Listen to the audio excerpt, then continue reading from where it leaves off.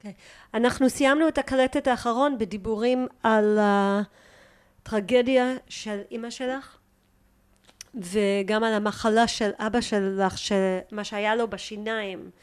עכשיו, אחרי שעקרו לו את השיניים, מה היה הטיפול? היה איזשהו טיפול הבא, או משהו שנתנו לו בשיניים במקום? מה עשו? כן, שמו לו שיניים, גשר, קשרים. הוא הלך לרופא שיניים, זה שעקר לו, סידר לו קשרים. ומאז באמת נעלמו לו כאבי הראש. פשוט לא ידעו מה יש לו, עד שהרופא הזה גילה מה יש לו, את האמת. הוא היה אדם צעיר, אבל לא הייתה לו ברירה. הוא עקר את כל השיניים. אם נחזור שנייה ליום,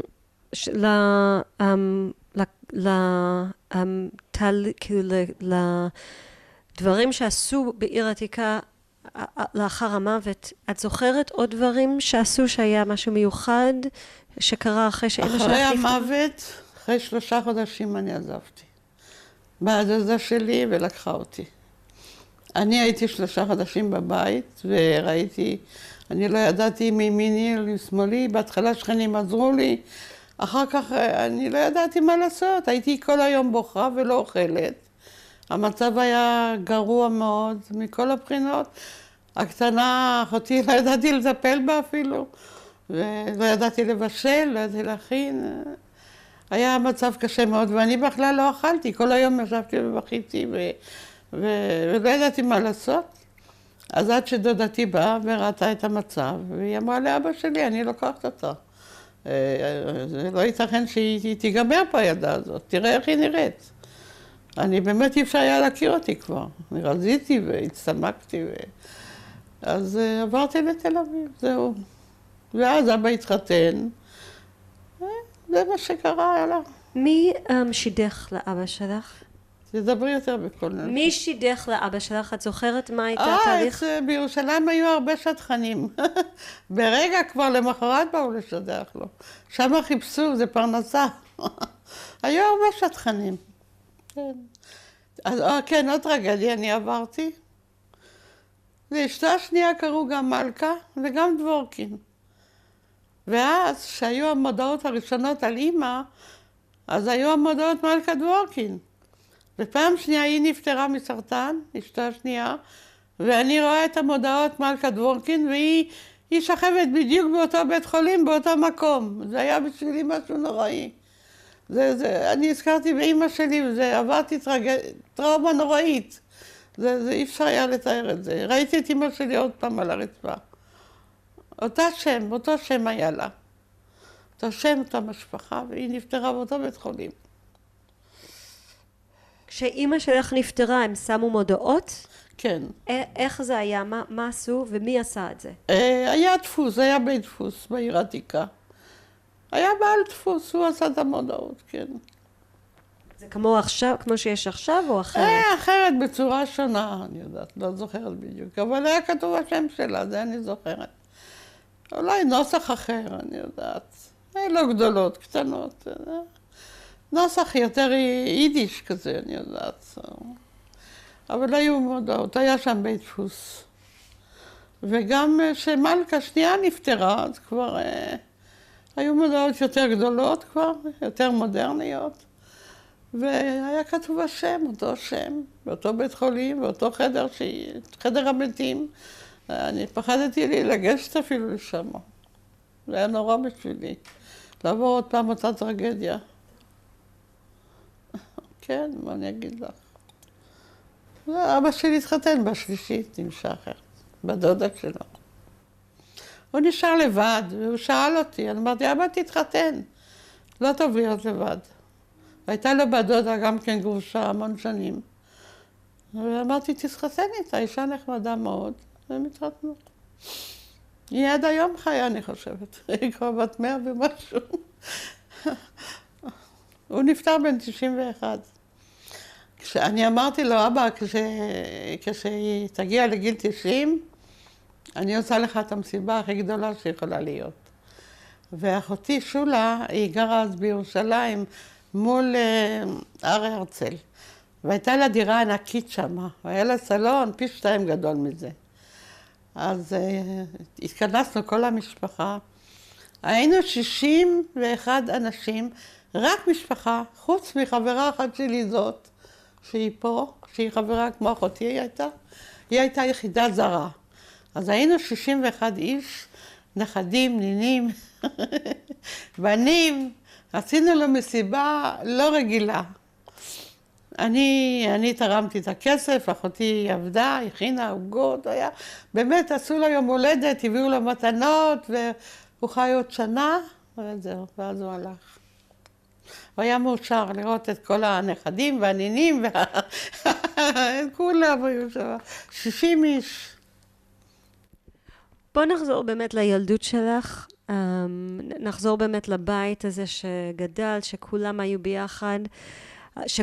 ביחד, כל השכונה, כאילו כל הקהילה הזאת.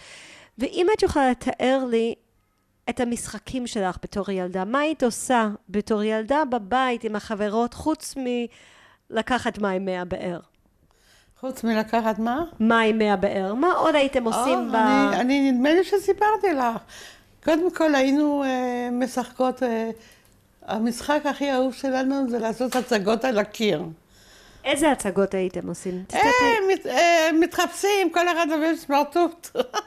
והיינו ממציאים סיפורים, ממש. למשל? על כיפה אדומה ועל הדוב ועל החיות, היער, היינו מתחפשים וכל אחת מספרת סיפור, מה שבא לה. ועושה כל מיני הוויות וכל מיני משחקים. המשחקים הכי אהובים שלנו, אז היה לנו 5 אבנים, למשל, היו קלפים כאלה מיוחדים,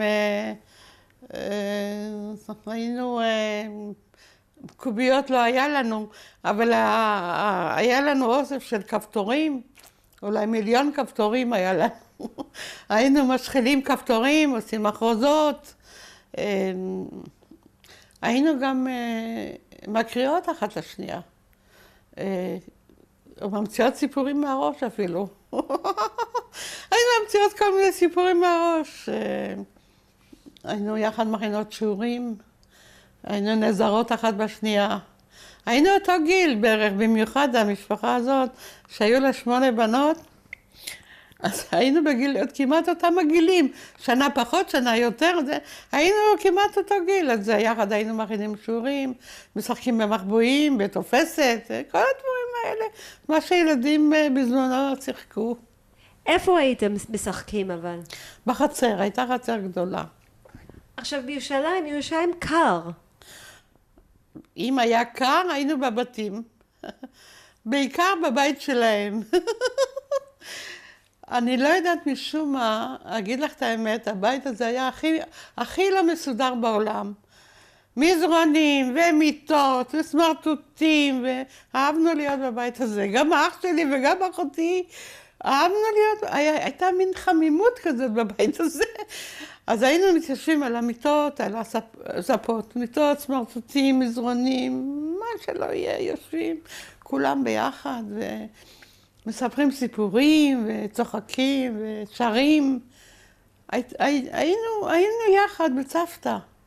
היה נחמד, אני זוכרת, מה אני אגיד לך, האמא גם הייתה משתתפת, האמא שלהם, אמא שלנו, היו מביאים עוגיות, גרעינים, בעיקר גרעינים, פיסטוקים, את יודעת, היה נחמד. אבל אני רק זוכרת כמה נהנינו להיות בבית הזה, והוא היה הכי מלוכלך, והכי סמרטוטי, ואהבנו להיות בבית הזה. זה היה משהו לא רגיל, הייתה חמימות, האמא הייתה כזאת שמנה, היא יושבת על הכיסא. והסבא והסבתא, ו8 בנות, כולם היינו יחד. הם אהבו אנשים, הם היו אנשים אוהבי אנשים, את יודעת. את אהבת להיכנס לבית הזה, זה היה חום, מין חום כזה. אף הלכלוך, אף הסמרטוטים, אף הכל. אצלנו בבית היה מאוד נקי, אמא הייתה מאוד נקייה, ושם היה לכלוך, אי אפשר היה לנקות מקום. אבל אהבנו את הבית הזה, זה היה הבית הכי אהוב שלנו. איך היה הקשרים בין, לא דתות אחרות, אבל אנשים, כאילו יהודים ממקומות שונים, איך היו הקשרים ביניהם, מעדות שונות? דודים? יהודים. הדודים שלנו. כאילו יהודים, את אמרת קודם שהיו אנשים מכל מיני מדינות גרו אצלכם, כן. אז איך היו הקשרים ביניכם? היו מצוינים. אני מספרת לך, בקיץ הגגות היו מחוברים. אהבנו לעלות על הגגות ולשחק על הגגות. אז היו נוצרים, יהודים, ערבים. והם למדו את השפה שלנו ואנחנו למדנו, ילדים, למדנו את השפה שלהם. שיחקנו בכדור, בתופסת, בחבל, באבנים, שיחקנו. וגם ברחוב ערביות היו באות מהכפרים, עם כזאת פעלה, עם שתי חסות, כמה עגבניות, כמה בצלים, כמה בצל ירוק, והיו מתיישבים על הרצפה, באים על הראש. היו מתיישבות על הרצפה קרוב לשוק, ואנחנו היינו באים וקונים אצלם, זו הייתה פרנסה. הם היו עורכים פרוטות, מה היה כבר להרוויח. הם היו נסחבים מכפר ערבי, מכפר השילוח, עד העיר העתיקה ברגל, עם זה על הראש, בשביל למכור כמה פרוטות. גם להם לא היה. המצב שלהם היה יותר גרוע. אבל האם היית מביאה חברות ערביות הביתה? זה היה כמו חברות יהודיות? הביתה לא, רק בחוץ, על הגג. על הגג, כן. בחוץ, בבית לא. למה? אני לא יודעת, תגיד לך את האמת, אני לא חושבת על זה. למה? אני לא יודעת. לא יודעת, באמת לא יודעת להגיד לך. רק על הגגות שיחקנו. למטה בבית לא. מה הסיבה? אני לא יודעת, לא יכולה להגיד לך, אני לא זוכרת. לא שהייתה טינה בינינו, ולא שההורים אמרו לנו, אל תביאו חברות ערביות, לא. היו לי מספיק חברות יהודיות מהכיתה, ככה אני לא נזקקתי לעוד חברות, אבל על הגגות היה שמח. במיוחד בערב חגים פסח והחג שלהם שהיו מכינים ביצים אדומות. זה אני זוכרת, ביצים צבעוניות. איזה חג זה היה? של הנוצרים. חג הפסחא, אני חושבת. אז אנחנו היינו מביאים להם מצות, כל אחד חצי מצה, והם היו מביאים לנו חצי ביצה, אני יודעת, היינו מתחלפות. הערבים, היה לנו, הבניין השלישי, זה היה מפחיד לעלות שמה, כי היו שחטים גמלים שמה. אז זה היה משחטה. זה היה פחד. פעם אחת אני עליתי להסתכל, נהיה לי קר, אני ברחתי, ולא רציתי יותר לעלות לשם. הם היו שחטים גמלים, כבשים, אני יודעת, שם בחצר שלהם. היו ממש שחטים, זה היה נורא. ואני זוכרת מקרה מיוחד במינו, שאצל ערבים נולדה תינוקת, וסיכלו אותה באבנים. ההורים. ואז אני לא הבנתי, נדהמנו, מה זאת אומרת?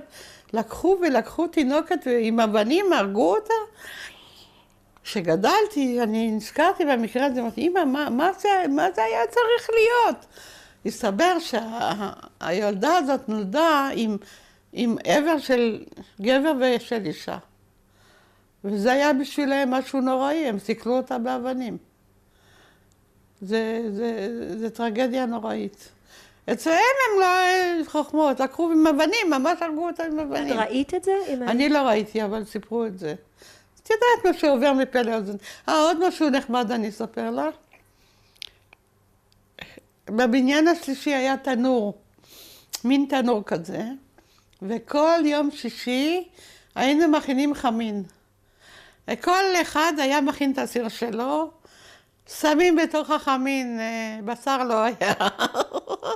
אז זה חומוס ואורז ושועית, גזר, בצל, אני יודעת, אם הייתה עושה מלחם, הייתה עושה כאלה כופתאות. ועל כל סיר היה רשום שם המשפחה, ובשמחה גדולה ביום שישי אנחנו עם הסיר הולכים לתנור, לבעל התנור, מביאים לו את זה, והוא עם הכף הגדולה, הוא מכניס את זה לתוך התנור, ובשבת, בבוקר, כבר מחכים בקוצר רוח לחמין.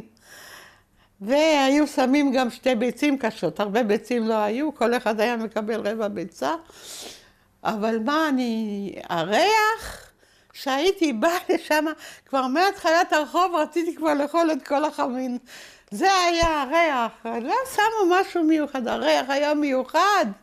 אז עד שהייתי מביאה, אני הייתי הבכורה, אז אני הייתי מביאה את הסיר עם 2 ידיים, ושהייתי באה ושמה את זה על השולחן, וכולם מתיישבים מסביב, איזה ריח טוב היה, כבר חיכינו לצלחות. זה היה המאכל הכי אהוב שלנו, ולא בשר, ולא דגים, ולא רוב, ולא דברים כאלה בכלל.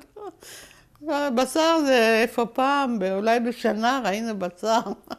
מי ראה בשר בכלל? תפוח זהב. תפוח זהב, היו מחלקים ל4.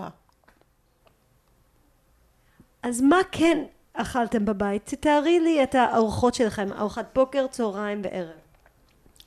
יכולה לתאר לך. בבוקר היה כוס תה עם 2 פרוסות עם ריבה. זה היה בארוחת בוקר שלנו. בצהריים אמא הייתה קונה ירקות אצל הערבים, ופשוט מכינה סלט, מרק ירקות, חומוס, פלאפל. פלאפל היא הייתה מומחית, זה היה משהו. פלאפל במקום בשר, היה פלאפל. עדשים, מרק עדשים.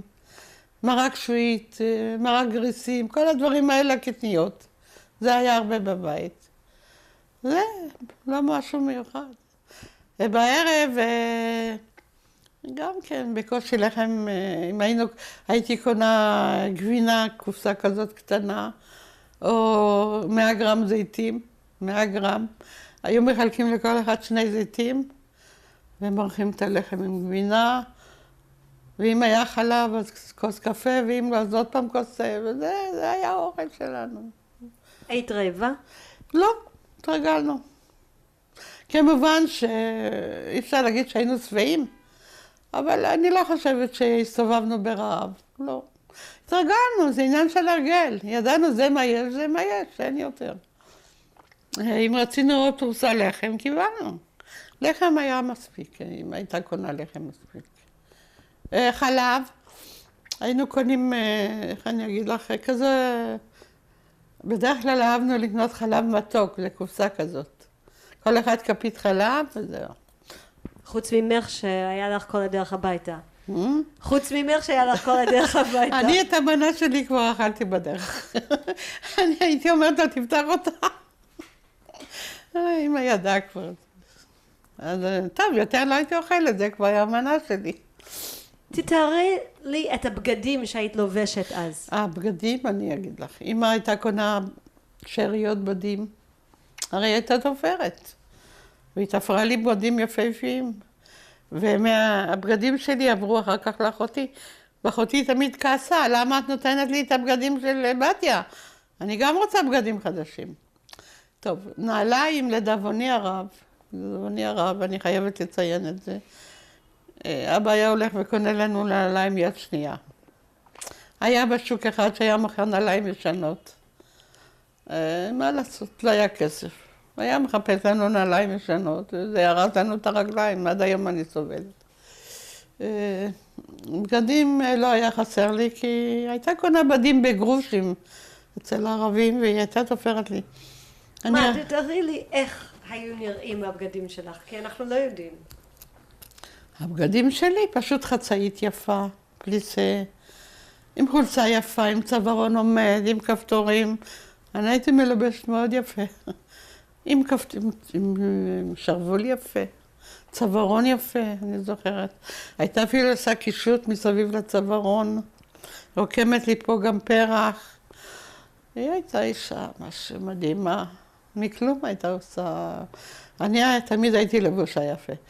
אני רק זוכרת דבר אחד, בפורים, היא קנתה נייר, מין נייר כזה קרפ, ועשתה לי חצאית יפהפייה, ובולרו, כזה בולרו וחולצה וכתר, והיה מקסים, ורצתי עם זה לבית הספר, ובחזרה תקף אותי גשם, והכל התפורר, ואני חשבתי שאני הולכת למות.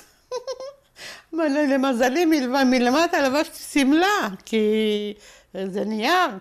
נשארתי עם הסמלה, הכל התפורר, ובאתי הביתה בוכייה עם עיניים כאלה. מאז כבר לא רציתי נייר, אני התחפשתי עם בגדים של סבתא, סיפרתי לך. היה לה בגד מקסים, אני לא יודעת, מקורדווי, אני זוכרת את זה כל כך יפה, ורוד, בורדו, סליחה, לא ורוד. כזו חצאית וז'קט כזה, ומין כובע מיוחד, וזה כל כך עלם אותי. וזה אהבתי להתחפש, זה היה בשבילי משהו. אני שמרתי על זה, אמרה לי, אני נותנת לך את זה, רק שתשמרי על זה, ואני שמרתי על זה, ואחר כך החזרתי לה. היא אמרה לי, בשנה הבאה, בעזרת האל, תקבלי את זה עוד פעם. סבתא שלי דיברה יידיש. וכל פעם שהייתי ילדה קטנה, היו באות עליה חברות, ותמיד כשהן היו נפרדות, הייתה אומרת להם, זי גזונט, זי גזונט, זי גזונט. אז אני אמרתי לסבתא, סבתא, מה זה זי גזונט? היא אומרת לי, תהיי בריאה. אז אני אומרת לה, תגידי לי סבתא, כל החברות שלך חולות? אז היא אמרה לי, לא, שאת תהיי גדולה, תביני מה זה. עכשיו אני מבינה. איזה מין ברכה זאת. אז שהייתי קטנה, לא הבנתי. או שהיא אמרה, בואו לאכול שלשודס. שלשודס זה סעודה שלישית. אז אני אמרת לה, מי זה שלשודס? איפה הוא? למה הוא לא בא? אני לא הבנתי עוד. היא אומרת לי, לא, זה לא בן אדם, זה אוכל. ואחר כך אני למדתי יידיש טוב מאוד. אני הייתי מדברת איתה רק, שהיא לא רוצה ללמוד עברית, בשום אופן לא, לא יודעת למה. היא ידעה, אבל היא לא רצה, היא רצה רק לדבר יידיש. ואיזה שפות את דיברת בתור ילדה? עברית כמובן, הבנתי, דיברתי עם השכנים, ערבית, ספרדית, הבנתי, ספניולית. זה, עברית, ספניולית, יידיש, בעיקר יידיש, דיברתי יידיש טוב מאוד. אני אחר כך דיברתי איתה רק יידיש. את התחלת את הרעיון, את אמרת שהמשפחה שלך הייתה חילונית. כן. את יכולה לתאר לי קצת מה זה אומר מבחינתך חילונית? זה חילונית, תראי, אבא לא היה הולך לבית כנסת. הוא היה מעשן בשבת, הוא היה שומע רדיו בשבת. זהו, הוא לא עשה חטאים, אבל זהו, הוא לא שמר כללים שהדתיים האלה, אני הסברתי לך שהיה, כמו פה היום 100 שערים, וחילונים, שם היה גם כן אזור של דתיים מאוד, אזור של חילונים. אז אנשים שגרו בבית שלך, כולם היו חילונים ככה? כולם היו חילונים, כן. הם לא התערבבו הדתיים, הם גרו בנפרד. הייתה להם שכונה מיוחדת, ואת חושבת, היה להם טוב, הם היו מקבלים הרבה כסף. הם היו מקבלים חבילות מחוץ לארץ. וערב פסח, אני זוכרת, היו מביאים להם מלא חבילות. אפילו היינו מקנים בהם שיש להם הכל לפסח. מצות ויין וזה וזה, לחינונים שום דבר, לא דאגו, אף אחד לא דאג להם. והם היו גם מקבלים כל חודש כסף מהדתיים מחוץ לארץ. ממש. היו להם חיים הרבה יותר טובים משלנו. אבל הם היו, בלי עין הרע, ילדים בלי סוף.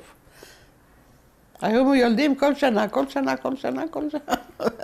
זה היה בלי סוף ילדים, ממש. עכשיו, את אמרת שאתם בתור ילדים הייתם הולכים מבית כנסת לבית כנסת. למה זה עניין אתכם אם המשפחה שלכם לא היה דתית? בתור ילדים פשוט רצינו לראות מה קורה בבית כנסת. זה היה מין משחק, היינו ילדים קטנים. פשוט לראות אותם עם הלבן, איך הם מתפללים, איך מדברים, היינו מקשיבים קצת פה, קצת לחזן, קצת פה, קצת שם. אבל המשפחות שלכם שמרו, כאילו היה להם איזושהי מסורת? הם שמרו על איזושהי מסורת? תראי, הם...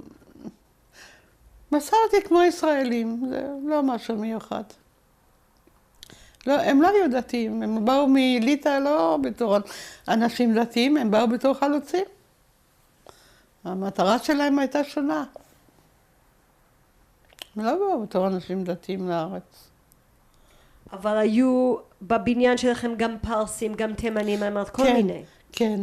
וכולם לא היו דתיים? לא. דתיים לא באו לגור בבניין הזה. הם הרי גרו רק בשכנות אחד עם עצמם. איפה שהיו חופשים הם לא באו. בכלל כל רחוב היהודים, איפה שאנחנו גם היו חילונים. הם גרו בפינה שלהם. כשהם הלכו לשכור דירה, הם לא באו, הם שאלו קודם כל מי השכנים. הם בטח לא יבואו לגור איפה שהם מחללים שבת. אבא שלי היה מעשן בשבת, ומדליק רדיו וכל זה, אז הם בטח לא יבואו לגור. גם סבתא לא הייתה דתייה, לא היו דתיים. באו ככה, הם באו מחוץ לארץ. היו אנשים חופשיים. למדתם משהו על היהדות? בבית ספר. מה למדת? תנ"ך. למדנו תנ"ך. אז קודם כל תספרי לי איזה בית ספר הלכת ובאיזה גיל עד איזה גיל. אני הלכתי בית ספר לבנות, מכיתה א' עד כיתה ח'. אחר כך עברתי לבית צעירות מזרחי, הספקתי ללמוד תיכון. היה סקר והיו סטיפנדיות לאיזה 25 בנות שיכולות ללמוד בצעירות מזרחי מחוץ לעיר בלי כסף. ואני הייתי אחת מבין ה-25 האלה, התקבלתי, עברתי את הבחינות, ושם היו 4 שעות עיוני ו4 שעות מקצועי. ולרוב מזלי, אני למדתי בדיוק 3 חודשים, ואז שקרה אסון עם אמא, אז אבא הוציא אותי משם. וזה היה הסוף שלי. המשכתי, כשהגעתי לתל אביב, אז כמובן דבר ראשון חיפשתי פרנסה, הייתי צריכה להתפרנס, כי לא היה מי שיפרנס אותי. חיפשתי כל מיני עבודות, ואף אחד לא רצה לקבל אותי, אמרו שאני ילדה בת 10. איך ילדה בת 10 יכולה לבוא לעבוד? הייתי מאוד קטנה וצנומה וזה, ובסוף, עד שמישהו אמר לי שיש בית חרושת לא רחוק איפה שגרתי, בשלוש, מעבר לאזור שמה, בית חרושת לקופסאות של פחים שעושים אוכל לבריטים. ממלאים להם קופסאות הרי, זה אוכל, אני יודעת. אז שם מחפשים אנשים, אז אני באתי וקיבלו אותי. אז התחלתי לעבוד, ואז התעניינתי איפה יש בית ספר ערב, אז היה מנור העובד, ואז המשכתי ללמוד בערב. וזהו, עבדתי שם איזה 2 אפילו, אני חושבת, ואחר כך חיפשתי עבודה, זה כבר, או שהם סגרו, נדמה לי הם סגרו כבר, אז חיפשתי עבודה אחרת, אז הכרתי משפחה שהיה להם בית חרושת לדודים, יפה קראו להם, והיו לה 2 ילדים קטנים. ואני יודעת, הכרתי אותה דרך חברה שלי, והיא אמרה שהיא מחפשת מטפלת לבנים שלה. אז אני באתי והיא דיברה איתי ומצאתי חן בעיניה, והיא אמרה שהיא מוכנה לקבל אותי, ואני התחלתי לעבוד אצלה. בינתיים פרצה מלחמת השחרור, ואני גרתי בשלוש, ואז הערבים הרי התקיפו שמה, אז אני כבר נשארתי לגור אצלה. אז היא נתנה לי חדר וגרתי אצלה עד החתונה. אז אוקיי, אני רוצה לחזור באמת ללימודים שלך בבית ספר לבנות. את יכולה לתאר לי קצת על איך היה כיתה שם ומה למדת? הכיתה הייתה מעורבת, בנים ובנות. כולם כמוני שכנראה לא הייתה להם אפשרות להמשיך בתיכון ממש. את מדברת עכשיו בתל אביב. את מתכוונת? אני חוזרת לאחורה כשהיית ילדה ולמדת לבית ספר לבנות אמרת לי. כן.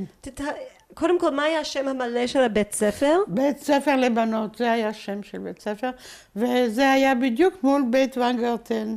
כאן היה בית ונגרטן, הייתה משפחה מאוד ידועה, וכאן היה בית הספר. היו כמה כיתות, זה לא היה מי יודע בית ספר, מה? לא יודעת אם זה היה הרמה הכי גבוהה, זה היה בית הספר. מה למדתם שם? למדנו עברית, תנ"ך, ציור ואנגלית. למדנו גם אנגלית, למדנו קצת היסטוריה, גיאוגרפיה קצת, לא, גיאוגרפיה לא. מה היה הסדר יום שלך? באיזה שעה היית מגיעה? תתארי עד לי. אחד, מהבוקר, מ8 עד 1. אז היה שם גם ארוחת צהריים, לאחרונה עשו גם ארוחת צהריים. זאת המבשלת שסיפרתי לך שהתחתנה, אז הביאו אותה והיא התחילה לבשל. הכינה לנו גם כן אוכל, לא מי יודע מה, אבל יותר טוב מכלום, היה אוכל חם. את יכולה בבקשה לתאר לי את זה הטלפון הוא פה? את יכולה לתאר לי באמת הסדר יום שלך, כאילו מתי היית קמה, איך היית מגיעה לבית ספר, כאילו פשוט תתארי לי את הסדר יום ותנסי גם לתאר קצת על איך היה הכיתה עצמה בפנים בתוך הבית ספר. כמובן אני קמתי ב6. להתרחץ הייתה בעיה, היינו מחממים מים והייתה לנו גיגית כזאת ומתרחצים בתוך הגיגית ומתלבשים ומחכים לארוחת בוקר עם המכינה 2 פרוסות, 3, כמה שלחם לא היה חסר, עם ריבה, עם כוס תה, ואחר כך מכינה את עצמי מכינה את התיק לבית הספר, וזהו, והייתי הולכת לבית הספר, המרחק לא היה גדול, 15 דקות. הייתי הולכת לבית הספר, ושם היינו נפגשות בכיתות. הכיתה הייתה בערך, לא היו הרבה, אני לא זוכרת, לא הייתה כיתה ממש מלאה עד 0 מקום. אולי 20 בנות היו, אני חושבת. מי היה מנהל את הבית ספר? המנהלת, אני לא זוכרת. אני לא זוכרת שמות. לא, התכוונתי כאילו היה ארגון שניהל את זה. מה? היה ארגון שניהל את זה, זה היה מהעירייה, מהבריטים, מאיפה לא היה? מהבריטים, לא. היא לא הייתה מהבריטים, זה היה... מאיפה אני? באמת שאני לא יודעת. אני רק יודעת שקראו לזה בית ספר לבנות, ואני למדתי שם מכיתה א' עד כיתה ח'. היה לנו מורה לציור, שהיינו צוחקות עליו, והוא היה שמן, אז היינו צוחק ממנו, ואני זוכרת את המורה לאנגלית, שמאוד אהבה אותי, והייתי ממש, היא הייתה רווקה, היא מאוד אהבה אותי, ואפילו הזמינה אותי כמה פעמים אליה הביתה. והיחסים בינינו היו מצוינים, גם המנהלת אהבה אותי. מורים, היה לנו רק מורה אחד לציור, הרוב היו מורות. הן היו מסורות מאוד, הן היו באות מבחוץ, הן לא היו בעיר העתיקה. גם המנהלת הייתה מבחוץ. הם לימדו מכל הלב. הם באמת השתדלו שנלמד כמה שאפשר. ספרים היו בעיות, כסף לקנות לא היה ספרים, היינו קונות ספרים מיד שנייה, אחת מוסרת לשנייה, גם לא היה הרבה ספרים, את יודעת, הם ידעו שאין כסף, אז היה ספר אחד פה, ספר אחד שם, לא ביקשו מאיתנו הרבה. חוברות, היו נותנים לנו מחברות רגילות, להכין שיעורים בחופש, היינו מכינות חיבורים, היינו מכין הרבה חיבורים, להעתיק, לקרוא בבית.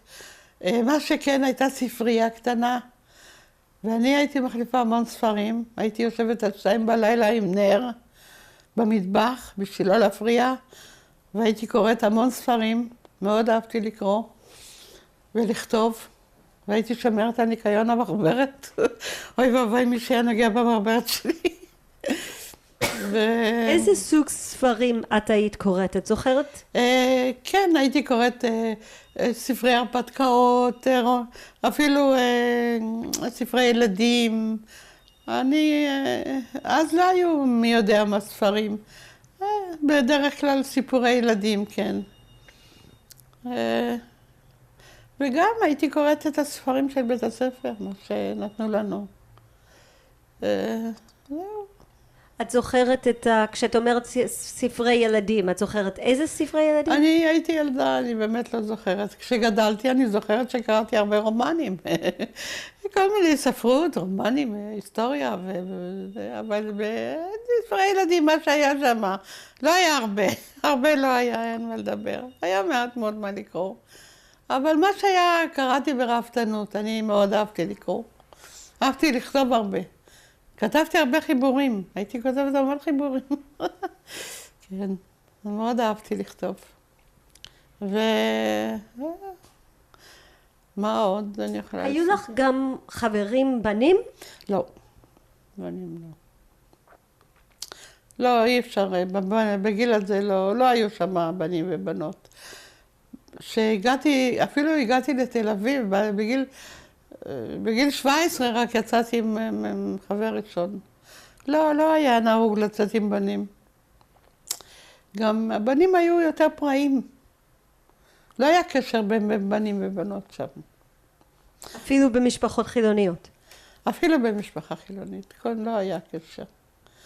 אני אגיד לך, הבנים היו שם, או שהם היו מאוד דתיים, או שהם היו פרחחים. לא, אני לא מצאתי לי חבר. אולי היו כאלה, כן, אני לא. אני הייתי בררנית, אני גם לגבי חברות, לא עם כל אחת יכולתי להתחבר. אני הייתי טיפוס, קודם כל אני לא אהבתי כללות, ולא אהבתי דיבורים גסים, ולא אהבתי שמעליבים. אז אני הייתי מחפשת לי בנות, אפילו שתי בנות היו חברות שלי, שהיה להם אופי כמוני. אז הייתה לי, אני יכולה לספר לך סיפור מאוד מעניין. הייתה לי חברה, קראו לה רחל, והיא הייתה ג'ינג'ית. כולה מלאה כתמים, ממש לא יפה. ולמזלה הרע, אחותה הבכורה, אחותה שהייתה בשנתיים גדולה ממנה, הייתה יפהפייה, משהו לא רגיל. וההורים כמובן פינקו אותה ונתנו לה גדולה וקנו לה, אותו דבר כמו שלי קנו ונתנו לה אחותי השנייה. ככה רחל הייתה בגילי ואחותה הייתה יותר גדולה, ואת כל הבגדים של אחותה נתנו לרחל. ורחל הייתה מתעצבנת, למה אתם נותנים לי את הבגדים שלה? תקנו גם לי פעם בגדים נפשיים. ולא קנו לה, גם אם ההורים לא היו עשירים. והאחותה, היא לא יודעת באיזה אירוע, היא הכירה בחור אמריקאי. הוא הסתבר הוא אמר שהוא מאוד עשיר, והוא יקנה לה בית, והוא יעזור להורים, ואת יודעת, על כל מיני הבטחות. והם התחתנו, והם נסעו לארצות הברית, ואחרי תקופה, ההורים קיבלו מכתב מזעזע מהבת הזאת. והיא כתבה להם, אם אתם לא באים לקחת אותי, אני מתאבדת. מה קרה? הוא רימה אותה. קודם כל הוא לא היה עשיר. שנית כל הוא היה נשוי. והוא הביא אותה לאיזה חדר, והוא הכניס אותה לחדר, ושם הייתה כלואה, והוא לא נתן לה לצאת, ולא נתן לה לבוא. והיא הייתה ממש אומללה בצורה בלתי רגילה. וההורים האלה פשוט לא ידעו מה לעשות, מאיפה הוא לוקחים כסף לנסוע לאמריקה. אז הם התחילו ללכת, היה כולל מין עזרה כזו דווקא של הדתיים. והם הלכו וסיפרו את הסיפור הזה, והיה שם אמריקאי אחד שהוא אמר שהוא יעזור להם. זה מצווה להציל את הבת. ונתנו לה אימא כרטיס, ואימא נסעה, והחזירה אותה לארץ. כשהחזירה אותה לארץ, הבחורה הזאת, היא הייתה עבודה. היא כבר לא הייתה יפה, והיא גם כבר לא הייתה נורמלית. היא פשוט ירדה מהפסים. לימים היא הייתה חולת נפש שהכניסה לבית חולים. וזאת הייתה להורים טרגדיה נוראית. ורחל שזאת הייתה חברה שלי, אחר כך אני פגשתי אותה, שהיא גדלה, אני כבר הייתי בתל אביב. ויום אחד, את לא תאמיני, זה כמו סיפור אגדה. אני יושבת בשפת הים למעלה, עם שמואל, בן שלי, עם עגלה, ואני רואה עוברת מכונית לבנה.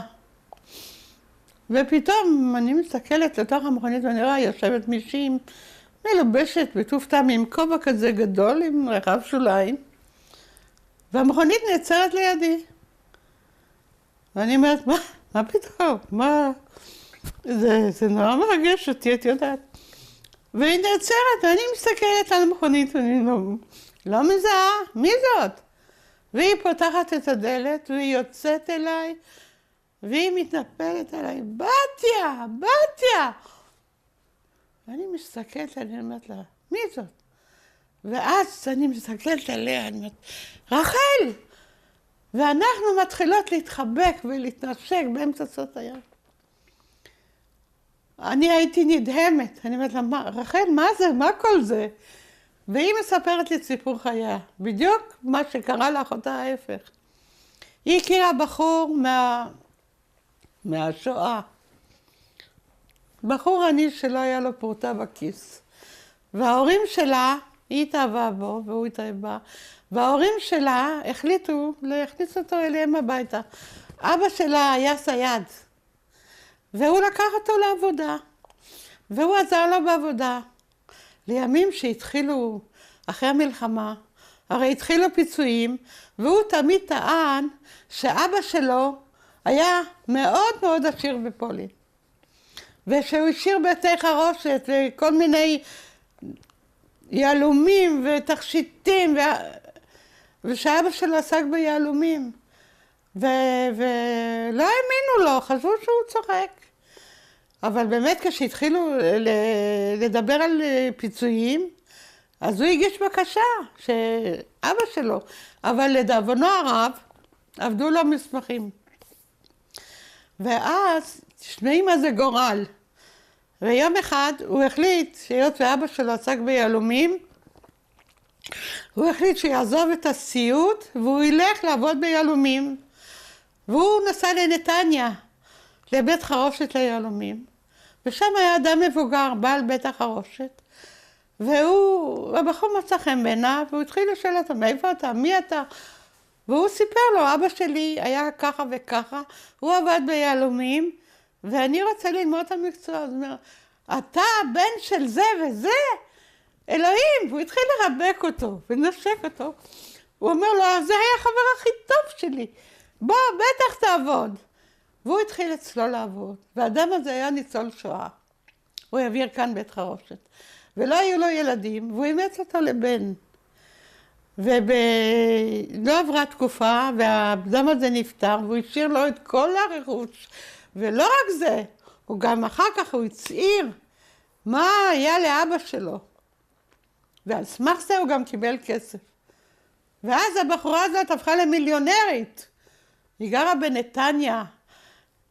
מה זה? אושר עם 2 ילדים, עם בית מפואר, והיא נראית, כל הקוסמטיקה של אז כבר היה... מה זה השתנתה? ליידי. אני לא האמנתי מה זה גורל, מה קרה לאחותה, ושאלתי אותה מה עם אחותה. אז היא סיפרה לי שאחותה נמצאת בבית חולים לחולי נפש. את יכולה לספר עוד פעם מה קרה לאחותה, עם מי התחתנה? מה? את יכולה לספר עוד פעם מה קרה לאחותה, עם מי התחתנה ומה קרה לה? היא הכירו לה אמריקאי, והוא טען שהוא מאוד עשיר בארצות הברית, ושהוא רוצה לעזור להורים שלה, והוא רוצה לקנות להם בית, והוא יעביר אותם לאמריקה, וכל השטויות האלה. והוא קנה לה כמה תכשיטים, את יודעת, זולים, אני יודעת אם זולים היקרים לא משנה. והיא התפתתה, והיא נסעה איתה לארצות הברית, ואז הכל התברר שהכל היה שקר. הוא היה קודם כל נשוי, הוא גם לא היה עשיר.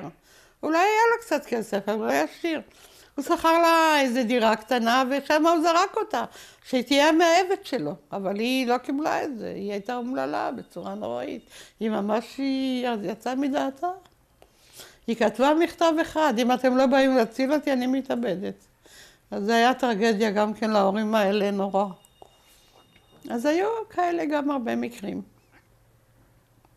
כן, אנחנו נעשה הפסקה שנייה, כי יש עניין טכני. אוקיי. אנחנו עצרנו בזה שסיפרת סיפור על 2 חברות והגורל של שניהם. אני רוצה באמת לחזור למשהו שדיברת עליו, שאת אמרת שהמשפחה שלכם הייתה חילונית. עכשיו, פשוט מעניין אותי בגלל שאת הראשונה, אם את היית אומרת לי רק המשפחה שלי הייתה חילונית, אז זה לא היה מדהים אותי.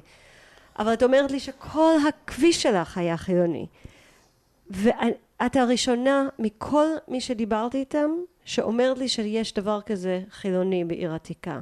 את יכולה להסביר לי את זה? כאילו היה משהו היו מעט חילונים?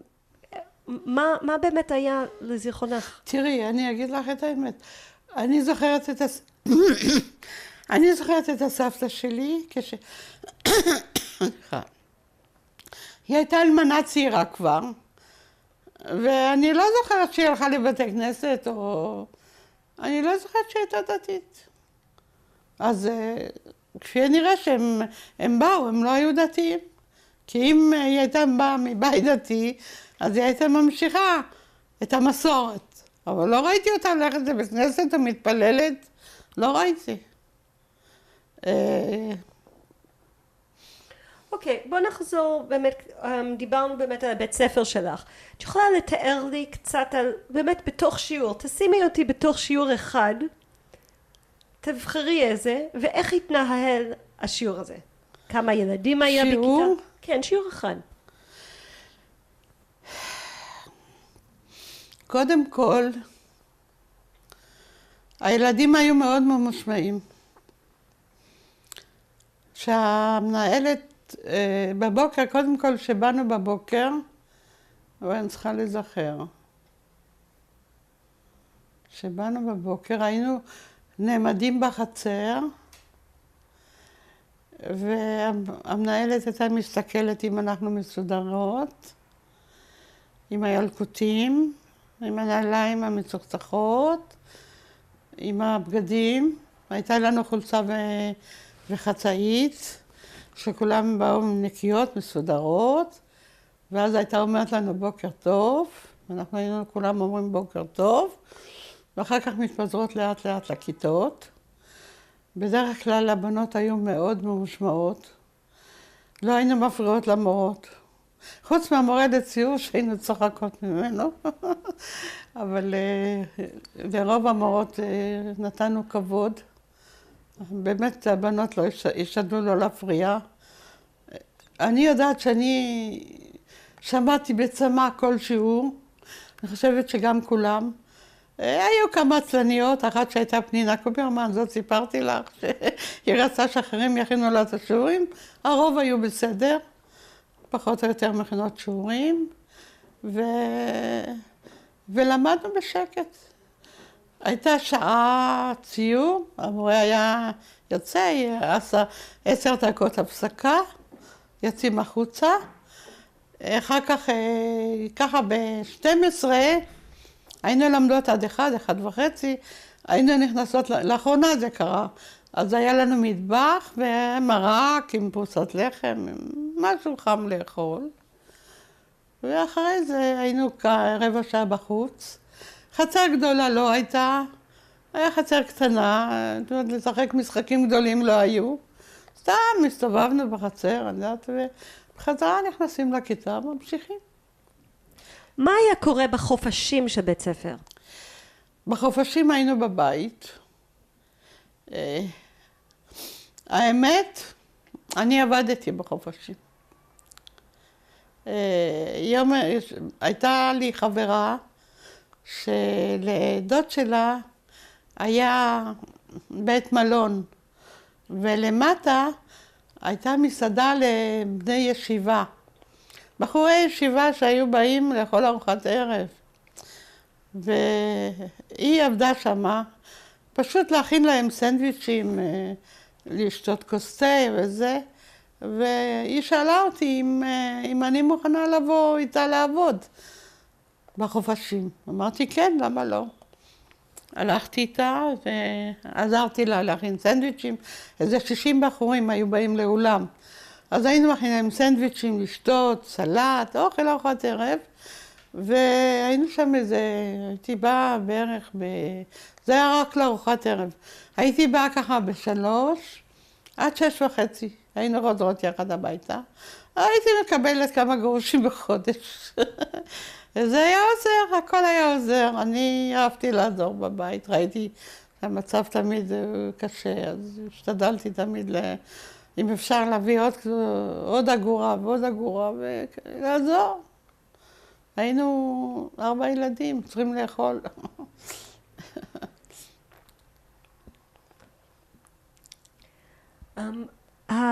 מהעבודה שעשיתי במשפחת ממרן, את גם הרווחת כסף או רק אוכל? כן, היה משלם לי כמה גרושים. אז מה באמת היית עושה עם הבן שלו כששמרת? הייתי לוקחת אותו מכיתה א' אליי הביתה, עוזרת לו להכין שיעורים, כיתה א', היה משחק איתנו, בתוך החצר, כולם ביחד, ולפעמים הייתי לקחת אותו קצת לטייל בחוץ, לא היה הרבה איפה לטייל.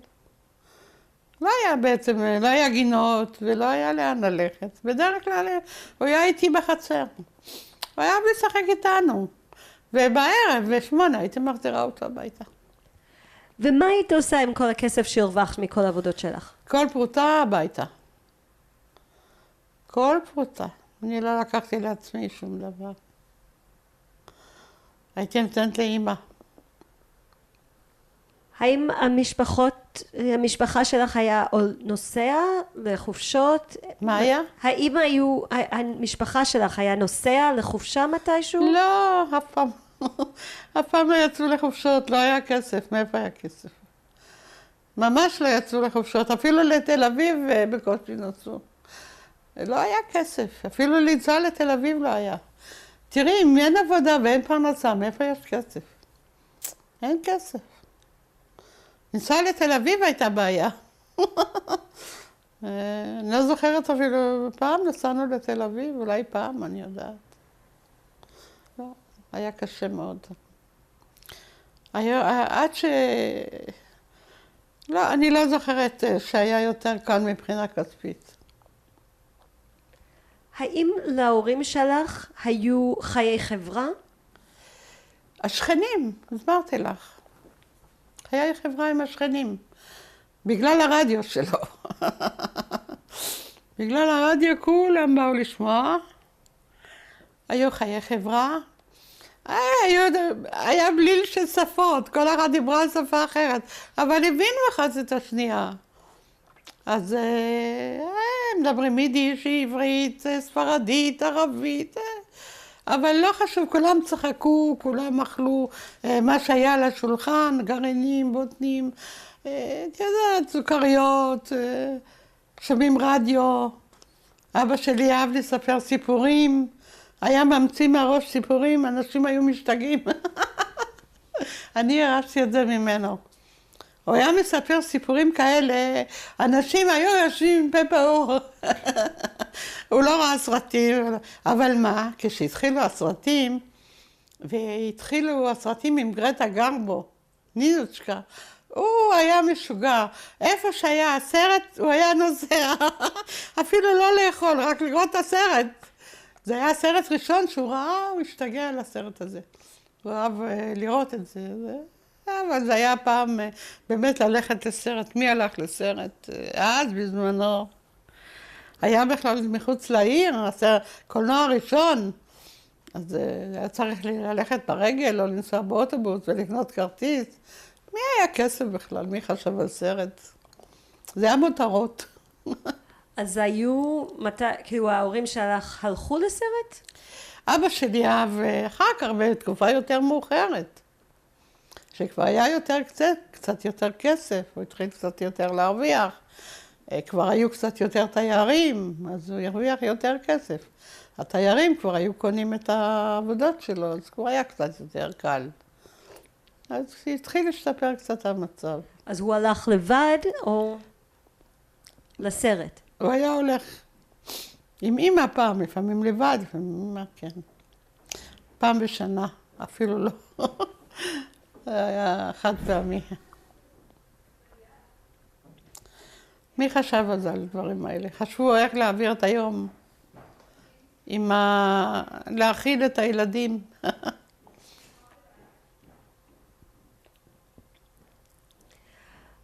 את דיברת קודם על האנשים, הסטודנטים שבאו לעיר העתיקה כן. לעשות מועדוניות. את רוצה לתאר לי, כאילו קודם כל בוא נתחיל עם הראשון, שאת אמרת שזה היה קבוצה של סטודנטים חילונים.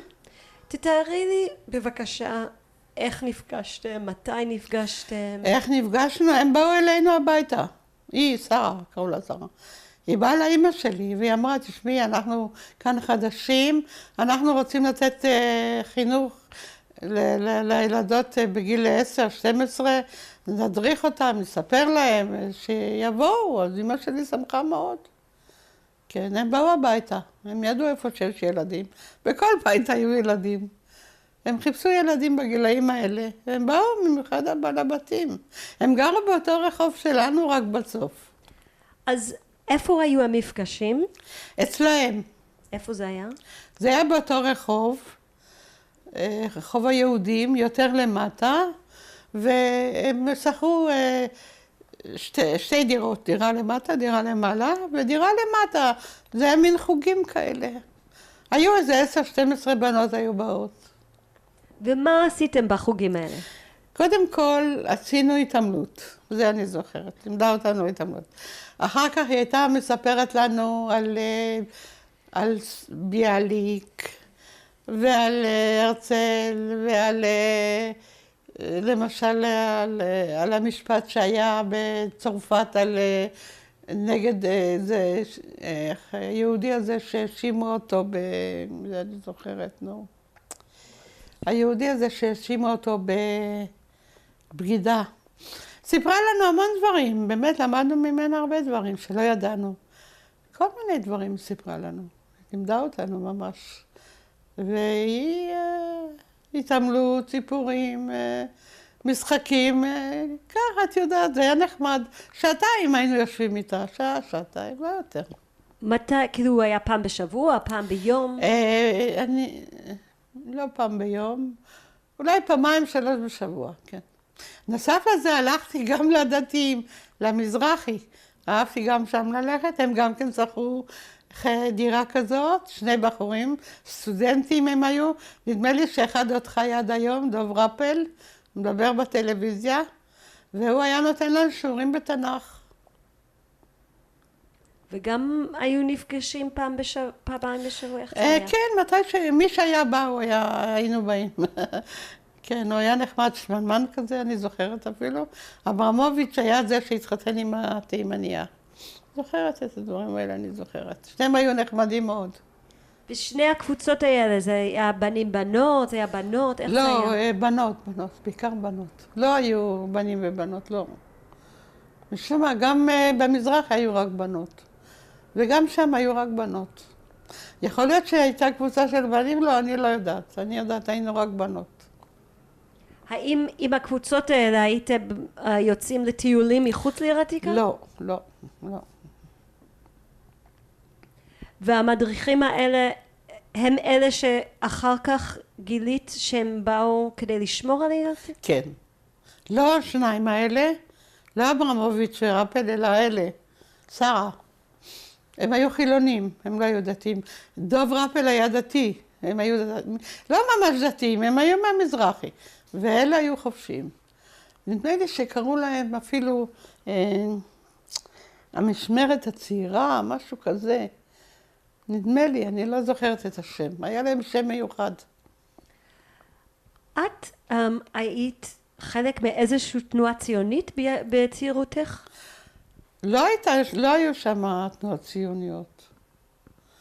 לא היה לי. זה מה שהיה לנו, לא היו תנועות אחרות. עדיין לא היו. היית באיזושהי תנועה, כאילו באיזשהו שלב בילדות שלך, של הגנה, של אצ"ל, של משהו כזה? בעיר העתיקה לא היה, זה היה כבר מחוץ לעיר. זה היה בתל אביב. בעיר העתיקה לא היה. על מה שאת מדברת זה כבר היה בתל אביב. אצ"ל והגנה וכל זה היה בתל אביב. בעיר העתיקה לא. באיזה שנה עברת מעיר העתיקה? אני נולדתי שם. אני יודעת, אבל בגיל 15 אחרי מות אמא שלך, עזבתי. את עזבת. באיזה שנה זה היה? אני לא זוכרת, הייתי בת 15, אתה צריך לשפור. איזה שנה. זה היה לפני קום המדינה. הרבה. 5 שנים לפני קום המדינה. לא זוכרת. אז לא שמנו לב לדברים כאלה. קודם כל, אני הייתי בעיה שהייתי באבל כל השנים האלה עם אמא שלי. לא חשבתי על דברים האלה. זה לא היה באותו רגע בראש שלי. אנחנו נשחק משחק מהר. אני הולכת להגיד לך משפט, תגידי הדבר הראשון שבא לך לראש. המראה הכי אהוב עלייך מעיר עתיקה. כיפת הסלע. הריח הכי אהוב עלייך מעיר עתיקה. הריח של שבת חמין. מהו המנגינה של עיר עתיקה בשבילך? המנגינה זה של יום הכיפורים. מהו החוויה, אם היית חוזרת לשם, זה היה בשבילך הדבר הכי מאושר שלך בעיר עתיקה? לראות את הבית כמו שהוא היה, הוא כבר לא קיים. תודה רבה. מה הייתה הגישה שלך כלפי הבריטים? בזמנו הייתה, מצד אחד, אני שנאתי אותם, כי רציתי שיעזבו את המדינה שלנו. אבל מצד שני, הם התנהגו אלינו כבני אנוש. בזמן המצור, הם מאוד דאגו לנו, וזה היה מאוד יפה מצידם. ומה היה הקשר שלך לכותל? לכותל. פשוט הייתי באה לשחק שם. היינו באות לשחק, לא היה לנו איפה לשחק. אז הסברתי לך שהיו מדרגות. מהבית שלנו עד הכותל, היינו קופצות מהמדרגות, מגיעות לכותל. זה המשחק שלנו. Okay, great. Thank you. תודה.